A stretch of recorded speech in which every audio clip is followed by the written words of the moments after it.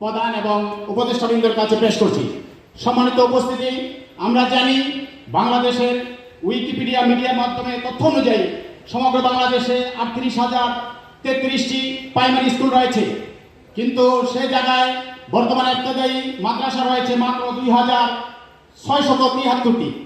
এই যে বিশাল একটি ব্যবধান আজকে মাদ্রাসা শিক্ষা এবং জেনারেল শিক্ষার সাথে রয়েছে, এই ব্যবধানের কারণে আজকে বাংলাদেশ দুর্নীতিতে আজকে বিশ্বের বুকে আজকে দুর্নীতিতে বাংলাদেশ আজকে পরিচিত হচ্ছে এবং বাংলাদেশ আজকে প্রত্যেকটা রন্ধ্রে রন্ধ্রে স্তরে স্তরে আজকে দুর্নীতি বিরাজমান।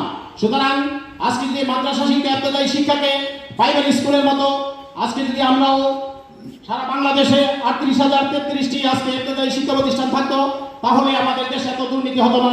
তাই আমি সরকারের কাছে আবেদন করব যে ইবতেদায়ী মাদ্রাসার সংখ্যা বৃদ্ধি করুন। দ্বিতীয়ত, আজকে যদি আমরা একটি দুর্নীতিমুক্ত দেশ যে কাঙ্ক্ষিত আমরা চেষ্টা করছি দুর্নীতিমুক্ত একটি সুন্দর শিক্ষা ব্যবস্থা, আর এই শিক্ষা ব্যবস্থার জন্য রয়েছে কোরআন এবং হাদিস এবং ইসলামী আদর্শিক শিক্ষা ব্যবস্থা। কোরআন হাদিস এবং ইসলামিক আদর্শিক শিক্ষা ব্যবস্থা ছাড়া ভালো মানুষ তৈরি সম্ভব না, ভালো শিক্ষা দেওয়া সম্ভব না। এই জন্য আমরা পাঠ্যপুস্তক হাজব্যান্ড ওয়াইফ ডিভোর্স সেখানে খুবই প্রিভিলেন্ট, এবং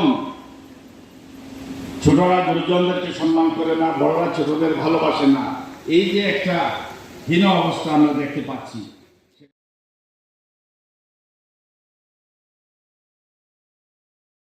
আহ্বান জানাবো, রাষ্ট্রকে আহ্বান জানাবো, সরকারকে আহ্বান জানাবো যে জাতির আশা আকাঙ্ক্ষার প্রতিফলন ঘটিয়ে নীতি নৈতিকতা সমৃদ্ধ একটা সমন্বিত ইসলামিক শিক্ষা ব্যবস্থা যেন উপহার দেয়, জাতি তাদেরকে শ্রদ্ধার সাথে স্মরণ করবে।